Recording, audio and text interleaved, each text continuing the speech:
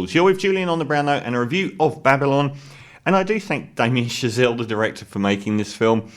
I'd rather review something like this than any number of mid-tier movies. So Damien Chazelle is really, I can't get a line on him so far.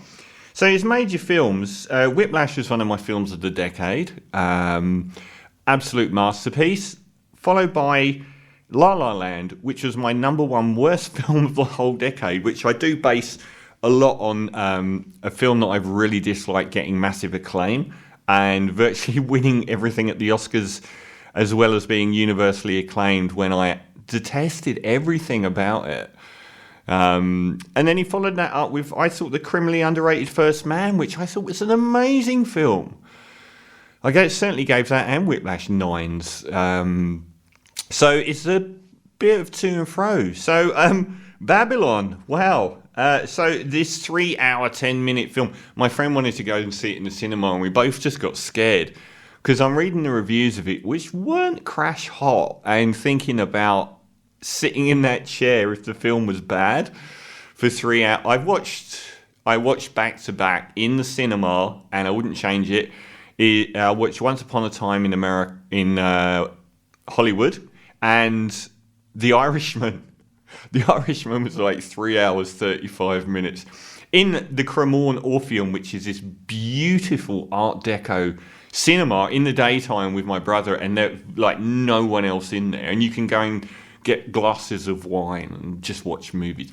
So I can't sit down for much more than 2 hours in a cinema without it starting to become a problem, where I start getting to the point where I'm like getting antsy. Watching very long movies at home is one thing, but 3 hours and 10 in the cinema. So anyway, this is good grounding. It's about the transition from silent movies to talking pictures, based around the paradigm of a number of the actors involved at the time. So we get Margot Robbie, who is, an up-and-coming starlet. We get Diego Calva as someone that feeds into the Hollywood system and becomes sort of like a producer by the end. And we get Brad Pitt as somebody that is a highly established silent movie star who fumbles. So a lot of the silent stars couldn't transition very well to the talkies. Their diction, their voices, and so on and so forth didn't carry over. So there was always this thing about how these great silent movie stars disappeared when the talkies came in. And the whole paradigm, as we learn on a technical level, I wish they'd pushed that a bit more in this film, about how the whole process of acting changed, about how it all became about recording that audio, and people started doing multiple takes just to get the sound right, and it had a really negative impact on the process of movie making. It's been a very controversial film because of the amount of explicitness in it, and it's got royally trashed by critics. I think it's up for a production design Oscar, which is fair enough. Now, the story itself, there isn't really that much of a story. We get Margot Robbie and Diego Calva's characters become friends at the start. They're both nobodies trying to climb the Hollywood ladder. She becomes a superstar with very bad drug addiction, gambling problems, causes chaos everywhere she goes.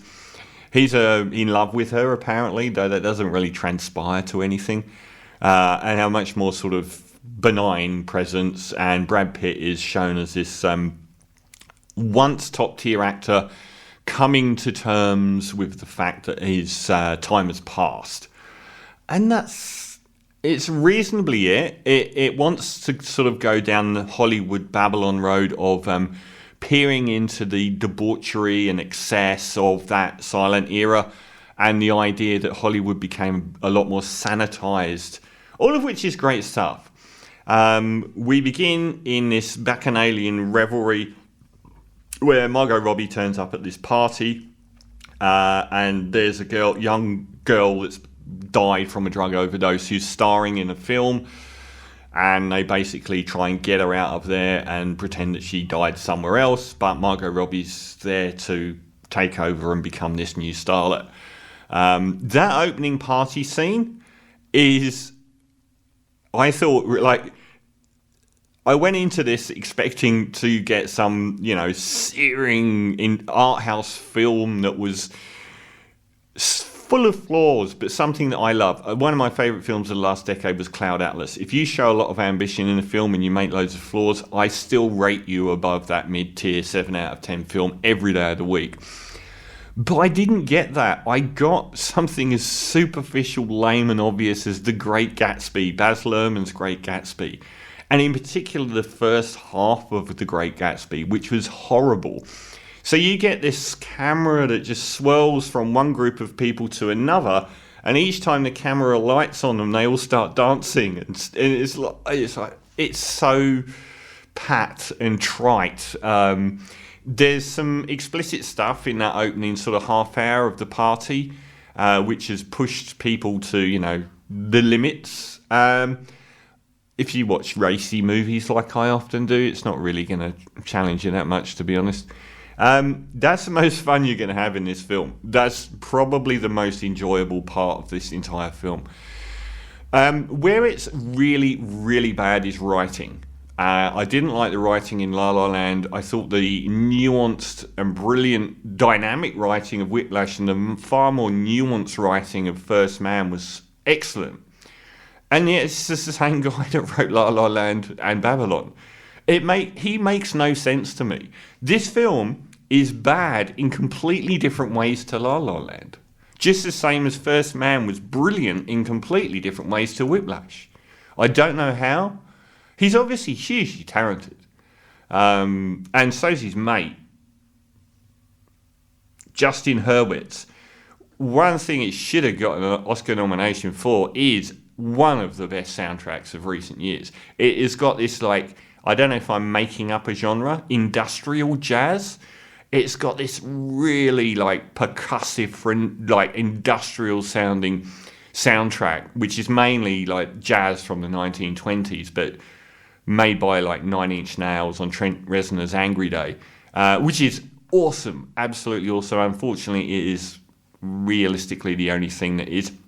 The cinematography and everything, in films like this, people always rave about them, but it's okay. It's nothing to write home about. Sometimes you get amazing imagery, sometimes you don't. It really, really wants to, towards the end, push itself into the realm of Day of the Locusts and Barton Fink.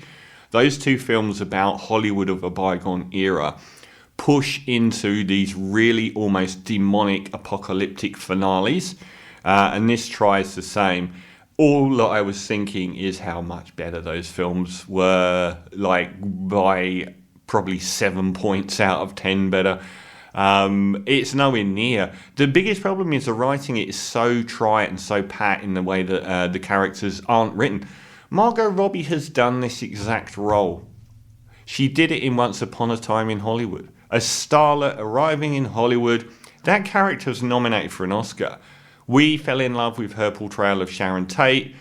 In this film, and in Quentin Tarantino's film, she goes to watch her own movie at the cinema. The gulf in class and emotion that you feel watching those two events, you're really with Margot Robbie in Once Upon a Time in Hollywood, because you are completely swept up by her charm, her warmth, her humanity. Here, it's like they wrote a character which was, you do that Harlequin voice, can you just do that for 3 hours? Her character is no further away from that opening 5 minutes by the end of the film. They don't give her any character. In fact, I would say that she's getting the blame for being in all these 4 bomb movies in a row. I'm not buying that that's her fault in any way. I actually liked the Amsterdam movie. She wasn't that amazing in it, but she was fine in it. Here, I didn't like really any of the performances, and that comes down to writing. Like the Batman movie, a lot of great actors in that film. Not the worst performances I've seen by all of them because the writing's so bad. I thought the other co-star, Diego Calva, as well, was just so bland. Again, I didn't know anything about him by the end of the movie that I didn't know at the start. the only one to really escape, there's a Southern Asian actress, Lee Jun Lee, who's got a really interesting character, and I thought that she came across well. But the only one to really escape this is Brad Pitt. And whether that's because he's got more miles on the clock, but I really felt like he was a living, breathing character. And I actually sort of followed his arc. There was no arc with Margot Robbie's character, really. She was the same at the party as she was by the end. But I thought Brad Pitt's character was poignant a little bit. But I was shocked by how much worse this movie was than I expected. I was expecting, as I said, an art house film with a lot of flaws. Instead, what I got was the worst of Baz Luhrmann's most superficial Great Gatsby filmmaking, with nothing to say on any level about anything. No characters created that were memorable. I got to the 2-hour part, and I still had an hour and 10 to go. That was a very long period of time. It had reached a plateau of nothing that interesting happening, and repetition started to creep in. And it tries its hand at the apocalyptic Day of the Locust, Barton Fink sort of ending. And that was some of the more interesting filmmaking. But I've never really rated Tobey Maguire as an actor. I still don't really rate Tobey Maguire as an actor. I thought he came across like some faux version of the Joker or something, like a Jared Leto cameo here. And they go into this sort of underground world of fight clubs and so on. And it was amongst the more interesting half hours in the film, but it was still a little bit like borrowed from everywhere else. And it didn't really, it's, you see someone eat a live rat, and you're supposed to sort of imagine this underground society where the worst excesses of humanity live. And so I watched this film so you don't have to. I wish I could say that you'll get something out of it, but you're going to get an hour and a half into this film and you're going to start watching that clock really hard. It is terrible.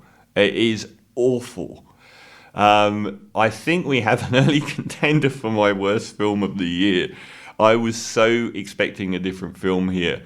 And I don't get the director and writer Damien Chazelle.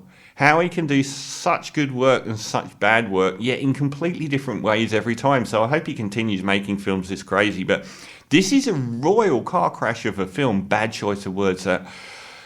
It's the kind of film that could take a director down. I don't think it will with him because he's so young and talented. He's bound to bounce back with another project. But it's an expensive misfire for him. But it is so awful. Everything about it, virtually apart from the soundtrack, is really crap. So Babylon is torture, and I'm going to give it a shockingly low 1.5 out of 10. There wasn't much here.